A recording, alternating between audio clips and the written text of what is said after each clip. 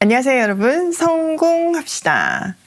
요즘 우리 진짜 헌법에 대해서 많이 듣고 있지 않나요? 나라가 특별한 상황 속에 있으면서 공의, 정의, 자유, 법 이런 것들에 대해서 더 깊이 있게 생각을 하게 되는데요. 그래서 이번 주 목요일 날 우리 오이 패밀리 기도회가 있잖아요. 올해 마지막 기도회이기도 하고 또 나라가 특별한 상황 속에 있기 때문에 나라를 위해서도 같이 기도하는 기도회가 되면 좋겠어요. 여러분 특별히 시간을 내셔서 함께 꼭 기도해요. 매달 셋째 주 목요일 7시 반, 이번 주 목요일 7시 반이에요. 자, 오늘 본문이 진정한 정의는 무엇인가에 대해서 잘 말해주고 있어요. 이 본문에서 말하는 성경적인 원리를 통해서 우리 삶에 잘 적용하면 좋겠는데요. 1차적으로 오늘 본문은 하나님께서 이스라엘 백성에게 도피성을 설정하라는 명령을 주시는 내용이에요. 도피성은요, 살인사건에 관련된 죄를 공정하게 판단하고 또 생명을 보호하고 하나님의 공의와 자비를 동시에 보여주는 제도이죠. 이 제도를 통해서 하나님께서는 정의와 은혜를 균형 있게 사용하셔서 다스린다는 것을 배울 수 있어요.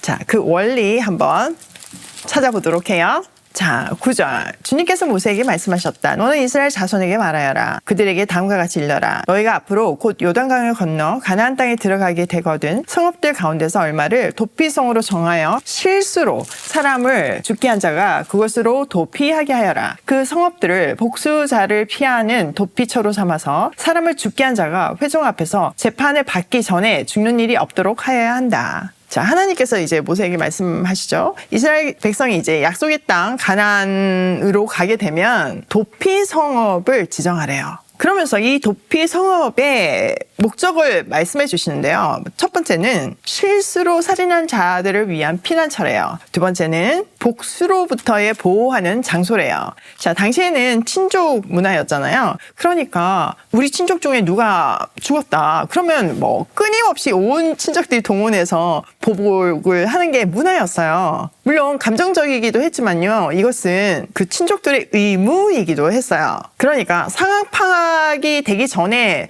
죽임을 당할 수 있는 거잖아요. 그거로부터 보호한다는 의미예요. 세 번째, 공정한 재판을 받을 기회를 제공하는 거죠. 이게 실수인지 고의인지 판단도 안 된 상태에서 그냥 보복당하고 죽을 수 있잖아요. 그게 아니라 죄를 정확하게 밝히는 공정한 재판을 받을 수 있는 기회를 제공하는 것이 도피성 제도예요. 자, 이 제도를 통해서 고의와 실수를 딱 구분해서 거기에 합당한 벌을 받게 하시는 생명을 존중하시는 하나님의 마음이 보여지죠. 여호수아 20장 4절을 보면요. 실수나 사고로 사람을 죽인 사람은 도피성으로 도망을 가가지고 성에 있는 장로들에게 자기의 상황을 다 설명을 해요. 그리고 나서 만약에 그 장로들이 타당한 이유가 있다. 너 정말 실수였구나. 이렇게 인정을 해주면 그 도피성에서 머물 수 있게 했거든요. 그래서 이제 보복으로부터 보호하고 정당한 재판을 받을 수 있게 해준 거죠. 그러니까 무조건 도피성으로 갔다가 용서되는 게 아니에요. 재판을 받을 수 있는 기회를 준다는 거예요. 재판이 이제 열렸어요. 근데 거기서 진짜 실수구나 이렇게 타당한 이유가 인정되면요. 대제사장이 죽을 때까지 그 도피성에 머물러야 했어요. 그 이야기는 이제 뒷부분에 나오는데요. 그때 가서 조금 더 자세히 얘기를 할 거지만 그 개념을 조금 설명을 하자면 그러니까 대제사장이 죽기 전까지는 이제 그곳에 머물러야 하고 죽으면 다시 고향으로 돌아가서 가족하고 살 수 있었거든요. 이렇게 시간을 좀 두는 것은요. 시간이 지날수록 그 피해자 가족은 이제 감정이 누그러뜨려지잖아요. 그리고 또 우리가 하나님 안에서 그러니까 그런 그 사건들을 해석하다 보면 좀 용서할 수 있는 그런 마음의 여유가 생기잖아요. 그 시간을 버는 거예요. 동시에 어쨌든 이 사람도 실수였다고 하지만 죄는 죄잖아요. 사람을 죽인 거는 정말 엄청난 죄잖아요. 그 죄에 대해서 회개하고 근신할 시간을 주는 거죠. 이처럼 하나님은요, 결과뿐만 아니라 동기도 굉장히 중요하게 여기세요. 그렇기 때문에 우리도 타인을 판단하기 전에 상황과 결과와 동기를 함께 이렇게 다 조합해가지고 그 사람을 봐야 하는 거예요. 그리고 모든 사람들에게 공정하게 대해야 하는 거죠. 사실 현실의 재판을 보면요. 돈 없는 사람은 참 이기기가 힘든 세상이잖아요. 좋은 변호사가 있으면 있든 죄도 없애는 게 지금 세상의 법이잖아요. 현실이잖아요. 돈 많은 변호사, 그러니까 능력 있는 변호사를 써야지만 사실 재판에서 이길 수 있잖아요. 그러니까 돈 없는 사람은요. 공정한 재판을 받기도 힘든 게 현실이에요. 그러니까 그러니까 너무 불공평한 세상이잖아요. 그렇기 때문에 법조계에도 그런 하나님의 사람이 있어서 돈 때문에 죄 있는 사람을 편드는 것이 아니라 정말 돈이 없어도 돈에 상관없이 정의 편에 서는 그런 하나님의 사람들이 있어야 하는 거예요. 이 원리는요, 법적이나 어떤 극단적인 상황뿐만 아니라 우리가 뭐 회사 생활이나 가정 생활이나 그 모든 것을 할 때, 모든 대인 관계를 할 때 적용되어야 하는 원리인 거죠. 자, 13절.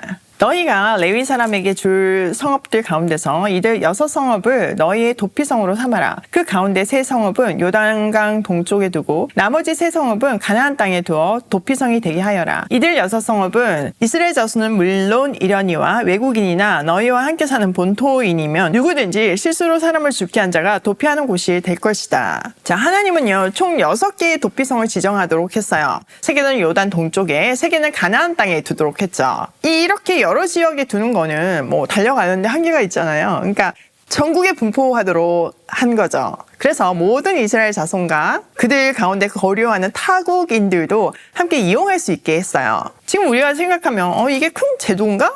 이럴 수 있지만요. 그때 그 당시 고대 근동의 일반적인 법의 어떤 수준을 생각하면요. 대단한 것이었어요. 그 당시 일반적인 것은요. 살인자에 대해 개인적인 보복이 그냥 당연시 되었거든요. 그런데 도피성 제도는 그런 관행을 개선하고 공정한 재판 제도를 확립하는 하나님의 의도였어요. 궁극적으로 도피성은요. 사회의 화해와 평화를 목적으로 해요. 그리고 외국인까지 다 포함해서 그 누구도 이 법의 혜택에서 벗어나지 않도록 다 배려했던 것을 볼 수 있죠. 지금 우리나라에도 수많은 외국인 노동자들이 들어와 있잖아요. 그러니까 그들의 사연을 보면 너무 가슴 아플 때가 많아요. 외국인 노동자뿐만 아니라 탈북한 우리 형제 자매들도 있잖아요. 근데 그들이 정말 이 자유 대한민국에서 그 경쟁을 하며 살기가 쉽지가 않은 거예요. 사실 그들은 목숨을 걸고 자유를 찾아서 이 땅을 왔는데 오히려 목숨을 버리거나 또 목숨을 걸고 그 땅으로 돌아가는, 그 죽음의 땅으로 돌아가는 그런 불행한 일들이 있어요. 우리도 모든 생명을 귀하게 여기고 우리와 함께 있는 그 외국인들,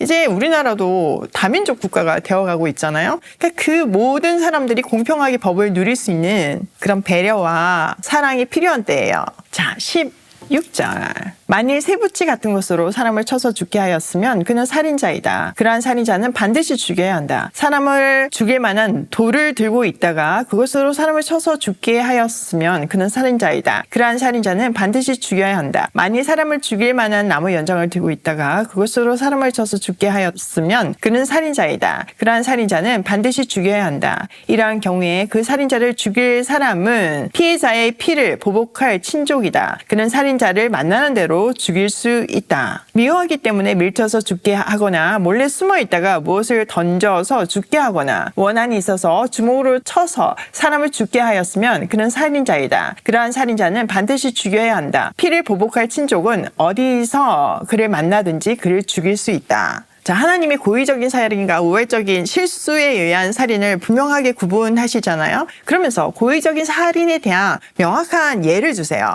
첫 번째, 철 연장으로 사람을 죽인 경우예요. 두 번째는 돌로 쳐 죽인 경우죠. 세 번째는 나무 연장. 네 번째는 미워하는 마음으로 밀쳐 죽이거나 기회를 엿보고 있다가 뭔가를 던져서 죽인 경우예요. 사실 네 번째가 좀 재밌는데요. 그러니까 도구가 아니어서 나 그 실수를 했다 이렇게 우길 수 있잖아요. 그러니까 실수를 가장한 살인을 할 수 있잖아요. 그러니까 그런 인간의 본성을 다 아시는 하나님께서 이런 것까지 가장할 수 있는 그 모든 것들까지 지금 이렇게 법으로 만들어 놓으신 거예요. 자, 오늘 내용을 우리 삶에 한번 적용을 해보면 첫 번째, 공정한 판단과 동기까지 고려하자. 저는 요즘 이제 우리 자립준비 청년들 조카들을 매번 보고 있잖아요. 그러니까 멀리 있을 때랑 매주 만나는 거랑은 정말 그들에 대한 삶의 이해도가 차원이 달라요. 겉으로 보면 그냥 멀쩡한 애들 되게 많아요. 아니, 저렇게 멀쩡한데 왜 열심히 안 하지? 아니, 왜 저렇게 대책 없이 살지? 이런 생각이 들 수 있어요. 그런데요, 그 아이들의 삶을 자세히 보고 그 아이들의 그 처음 시작부터 이렇게 살펴보면요, 그럴 수밖에 없는 게 너무나 이해가 되고 그런 상황 속에서 잘 살아주고 있는 것만으로도 너무나 기특한 거예요. 일단 그렇게 이해를 먼저 해준 상황에서 아이들마다 맞춤으로 그 아이들이 진짜로 일어나서 건강한 삶을 살 수 있도록 도와주는 역할을 하는 것이 바로 오일 패밀리이고 이모집이거든요. 오늘 본문을 통해서 정말 더 그 동기와 그럴 수밖에 없는 이유를 각 사람마다 상황이 다 다른데 그걸 다 이해를 한 상태에서 아이들을 돌보아야겠다는 생각을 합니다. 물론 우리 조카들뿐만 아니라 가정이나 직장 또 교회 공동체에서 다 이런 마음으로 우리가 사람을 대해야 하는 거죠. 두 번째, 생명을 귀하게 여기자. 이 도피성 제도를 보면 하나님이 생명을 얼마나 귀하게 여기시는지 느껴지잖아요. 한 생명도 억울하게 그런 헛된 죽음을 당하지 않도록 보호하고 체계를 만드셨어요. 우리도 마찬가지예요.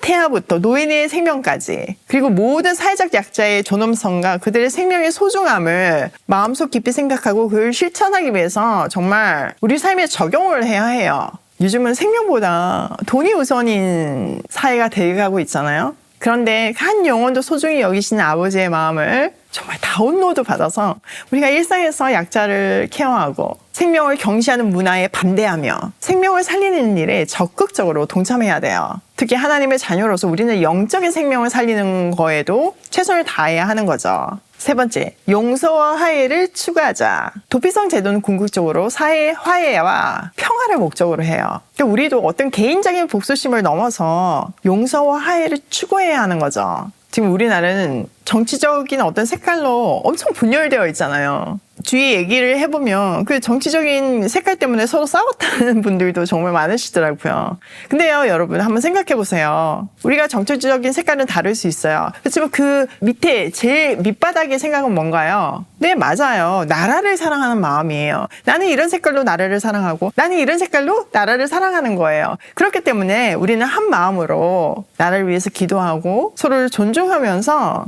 화합을 해 나가야 하는 거죠. 여러분, 분열은요, 사단이 가장 좋아하는 전략이에요. 가정에서, 직장에서, 교회 내에서, 모든 공동체에서 화해하고 연합하는 우리가 되기로 해요. 오늘도 한 생명도 소중히 여기시는 그 아버지의 마음을 본받아 그 사랑을 실천하며 고고싱해요.